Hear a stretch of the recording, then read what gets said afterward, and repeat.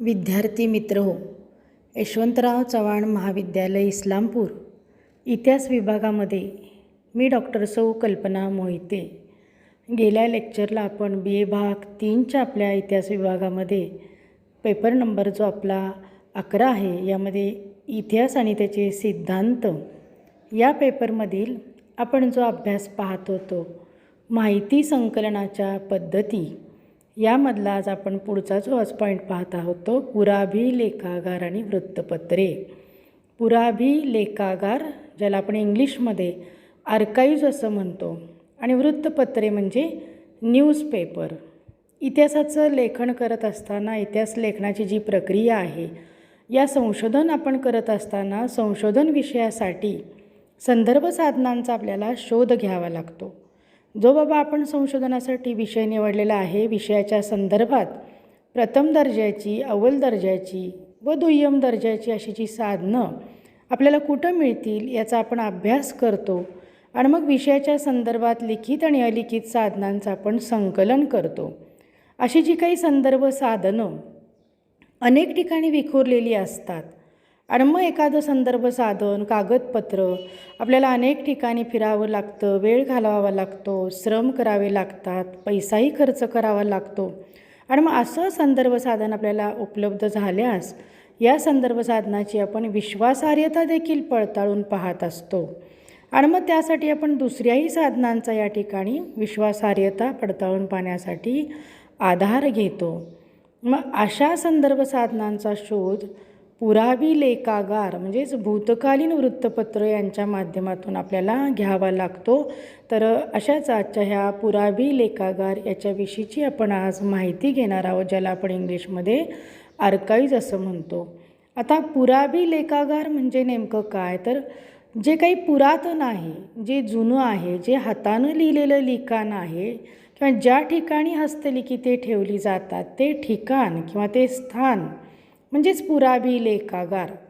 पुराभिलेखागाराचा अर्थ आपल्याला त्या शब्दामध्येच दडलेला पाहायला मिळतो की पुरा म्हणजे प्राचीन किंवा जे जुनं आहे, आणि अभिलेख म्हणजे कागदपत्र किंवा दस्तऐवज, आणि आगार म्हणजे ते ठेवण्याचं किंवा जे साठवणूक करून ठेवलेली जी जागा आहे, अशा एकत्रित शब्दाला आपण पुराभिलेखागार, इंग्लिशमध्ये त्याला आपण आर्काइव्ह असं म्हणतो, किंवा त्याला दुसरा शब्द रेकॉर्ड ऑफिस असं देखील म्हणतात.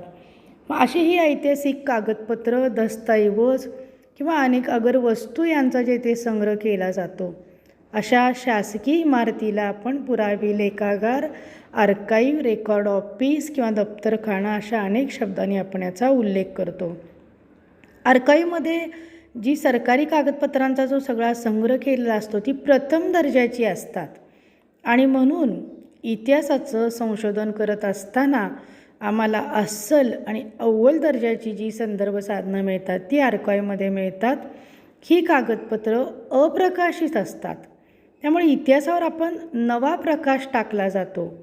आर्काइव्हमधील कागदपत्रे किंवा जे काही अभिलेख आहेत हे प्रसिद्ध स्वरूपाचे लिखित दस्तऐवज असतात, आणि म्हणून या आर्काइव्हमधील कागदपत्रांचा आपल्याला उपयोग सामाजिक, धार्मिक, आर्थिक, सांस्कृतिक आणि राजकीय इतिहासाची पुनर्मांडणी किंवा मांडणी करण्यासाठी केला जातो. आपल्याला माहीत आहे की कागदाचा शोध पूर्वीच्या काळात ताडपत्रांचा लिखाणासाठी किंवा शाल वृक्षापासून बनवलेले जे तालपत्र आहेत यांचा आपण वापर करत होतो, आणि मग ही तालपत्र तयार करण्याची प्रक्रिया देखील फार कष्टाची आणि चिकाटीची होती. तरीसुद्धा त्या काळामध्ये तालपत्रांचा लिहिण्यासाठी उपयोग केला जात होता, आणि मग ती हस्तलिखित प्रत लेखकांची, बाबा ज्या लेखकानं ह्या तालपत्रावर लिहिले त्यांची पुढची पिढी ही तालपत्र अत्यंत बाबा कष्टाने आणि श्रद्धेनं जतन करून टिकवून ठेवत असत, आणि ही तालपत्र जतन करून ठेवणं तसं जिद्दीचं आणि जिकिरीचं काम होतं. याचप्रमाणे काही प्राचीन काळात लिहिलेली भुर्जपत्रा देखील लिखाणासाठी, चर्मपत्र याच्यावर देखील लिखाणासाठी वापर केला जात होता. काही ताम्रपट असायचे, आणि या काळात आपल्याला त्या प्राचीन काळामध्ये त्याच्यावरती लिखाण झालेलं आपल्याला पाहायला मिळतं. आता अलीकडच्या काळात छापखान्याचा शोध लागला, मग लिखाणाचं स्वरूप बदललं, कागदाचा शोध नंतर लागला. म्हणजे आजपर्यंत जे आपलं ज्ञान सगळं ठराविक लोकांपुरतं बाबा किंवा जे ज्ञान बंदिस्त होतं त्या ज्ञानाची आता सार्वत्रिकरणाची प्रक्रिया सुरू झाली. आणि मग युरोपामध्ये 15व्या-16व्या शतकात ही सार्वत्रिकरणाची ज्ञानाची प्रक्रिया सुरू झाली. आणि भारतात त्यानंतर म्हणजे 19व्या शतकात म्हणजे युरोपानंतर 300 ते 350 वर्षानंतर ही ज्ञानाच्या सार्वत्रिकरणाची प्रक्रिया भारतामध्ये सुरू झाली. आणि मग भारतात आमच्या प्राचीन काळातील मध्ययुगीन काळातील काही हस्तलिखितं मिळाले आहेत. उदाहरण जर आम्ही घ्यायचं झालं तर कौटिल्याचं अर्थशास्त्र आहे. सातवाहन काळातील गाथा सप्तशती हा ग्रंथ आहे. लीळाचरित्र हा चक्रधर स्वामींनी लिहिलेला ग्रंथ हस्तलिखित आहे. असे अनेक प्राचीन धर्मग्रंथ, वेद, उपनिषदे, काही ब्राह्मणे, अरण्यके, दीपवंश, महावंश इत्यादी पुराभिलेखीय पुरावे आपल्याला उपलब्ध झालेले आहेत. तसेच इसवी सन 6व्या शतकापासून 18व्या शतकापर्यंत जे अनेक धार्मिक ग्रंथ लिहिले गेले ते सगळे पुराभिलेखीय पुरावे आपल्याला म्हणजे उदाहरणार्थ शैव, वैष्णव, शाक्त, नाथ आणि महानुभाव इत्यादी जे पंथ आहेत किंवा जैन आणि बौद्ध धर्मीय इत्यादी सगळेच हस्तलिखित ग्रंथ किंवा पुरावे जे पुराभिलेखी आपल्याला उपलब्ध झालेले आहेत. म्हणजे अशा रीतीनं प्राचीन आणि मध्ययुगीन काळातील चरित्र ग्रंथ, विशाखा दत्ताचं बुद्धचरित्र, बाणभट्टानं लिहिलेलं हर्षचरित्र, परमानंदाचं शिवभारत किंवा बाबरनामा असे इत्यादी प्राचीन आणि मध्ययुगातील काही आम्हाला परकीय प्रवाशांची प्रवास वर्णनं, चिनी आणि बौद्ध भिक्षुक त्यामध्ये फा ही ह्यान किंवा ह्युएनसंग व इत्सिंग यांची भारतातील राजकीय आणि सामाजिक आणि धार्मिक माहिती देणारी ही प्रवास वर्णनं, त्याचबरोबर युरोपियन प्रवाशांची प्रवास वर्णनं, काही प्राचीन नाटकं, धार्मिक वाङ्मय, बकरी इत्यादी ग्रंथ व दस्तऐवज हे आपल्याला ह्या सर्व आर्काइव्हमध्ये सुरक्षित आणि काळजीपूर्वक जतन करून ठेवलेले पाहायला मिळतात. अशा रीतीने महाराष्ट्रामध्ये पुराभिलेखागारांची किंवा म्हणजेच आर्काइव्हची निर्मिती 19व्या शतकाच्या प्रारंभी झाली. भारतभर या काळात आपल्याला माहिती आहे की इंग्रजी सत्तेचं वर्चस्व प्रस्थापित झालं होतं. अगदी 17व्या शतकापासून मुंबई शहर इंग्रजांच्या कारभाराचं मुख्य केंद्र होतं. त्यामुळं ब्रिटिश ईस्ट इंडिया कंपनीच्या काळातील बाबा राज्यकारभार असेल, त्यांचं मुलकी प्रशासन, लष्करी प्रशासन किंवा परराष्ट्र व्यवहारासंबंधीची काही त्यांची कागदपत्रं मुंबई येथील ह्या आर्काइव्हमध्ये म्हणजे रेकॉर्ड ऑफिसमध्ये सुसंगतवार ठेवलेली आहेत.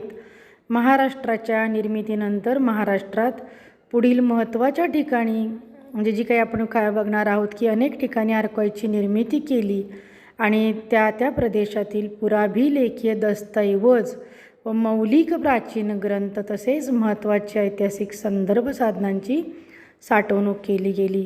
महाराष्ट्रातील जर काही आपण महत्त्वपूर्ण आर्काइव्ह जर पाहिली तर मुंबई या ठिकाणी जे पुराभिलेखागार आहे, पुणे या ठिकाणी पुराभिलेखागार आहे, नागपूर, औरंगाबाद, कोल्हापूर अशा अनेक ठिकाणी हे पुराभिलेखागार आहेत. मुंबईच्या पुराभिलेखागारामध्ये मराठ्यांच्या इतिहासाची कागदपत्रं आपल्याला पाहायला मिळतात. British east India company, British शासनाची कागदपत्रं, स्वातंत्र्य चळवळीच्या काळातील काही कागदपत्रं आम्हाला मुंबईच्या पुराभिलेखागारमध्ये पाहायला मिळतात.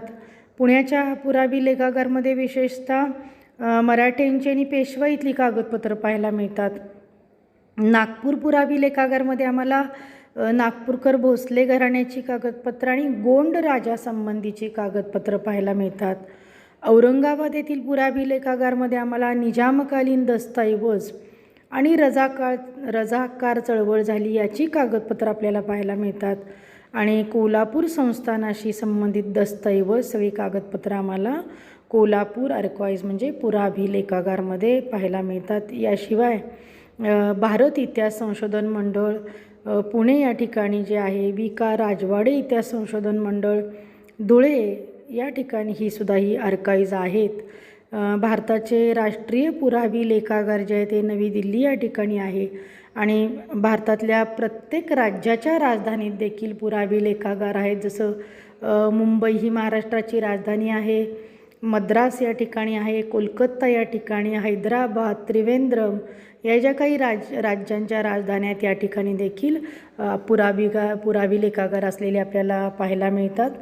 अशा रीतीनं हे जे इतिहासाची माहिती संकलन करण्याचं, माहिती संपादन करण्याचं जे एक पुरावी लेखागार एक माध्यम, या आर्काईव्हची जर आम्ही वैशिष्ट्य पाहिली तर सरकारच्या विविध खात्यामधील महत्त्वाची कागदपत्रं या ठिकाणी सुरक्षित ठेवली जातात. हे महत्त्वाचं याचं वैशिष्ट्य. विशेषतः याचं पुढचं वैशिष्ट्य म्हणजे ही सरकारी कागदपत्रं निष्पक्षपाती असतात. त्यांचा वापर इतिहास संशोधकांनी करावा अशी अपेक्षा असते. या कागदपत्रांचा उपयोग संशोधनाशिवाय सरकारी अधिकारी शासनाचा धोरणात्मक निर्णय ठरवण्यासाठी देखील त्याचा अभ्यास करतात. आर्काईव्हमधील दस्तऐवज व कागदपत्रे यांची रजिस्टरमध्ये नोंद केलेली असते आणि विशिष्ट क्रमाने हे रुमाल त्या ठिकाणी बांधून ठेवलेले असतात. आणि या आर्काईव्हमधील मूळ लिखित पुरावे हे जे काही दस्तऐवज व कागदपत्र या ठिकाणी आम्हाला जतन करून ठेवलेले पाहायला मिळतात. आणि येथील कागदपत्रामुळे आपल्याला मानवी संस्कृतीचे वारसा आणि परंपरांचे जतन केलेले पाहायला मिळते. अशा रीतीनं या आर्काईव्हमधून मानवाच्या झालेल्या सर्वांगीण प्रगतीचा, विकासाचा आणि परिवर्तनाचा आपल्याला इतिहासावर येथील कागदपत्रे नवा प्रकाश टाकतात हे पाहायला मिळतं. आणि म्हणून पुरावी लेखागार याचा जो आपण आजच्या लेक्चरला अभ्यास केला किंवा आर्काईव्ह हा प्रत्येक देशाचा, त्याच्या संस्कृतीचा अमूल्य असा महत्त्वपूर्ण ठेवा आहे. म्हणजे माहिती संकलनाच्या पद्धतीमधील आपण पुरावी लेखागार म्हणजे ज्याला इंग्लिशमध्ये आर्काईव्ह म्हणतो याचा आज आपण अभ्यास केला. आणि पुढच्या लेक्चरला आपण वृत्तपत्रे याचा आपण अभ्यास करूया. तोपर्यंत धन्यवाद.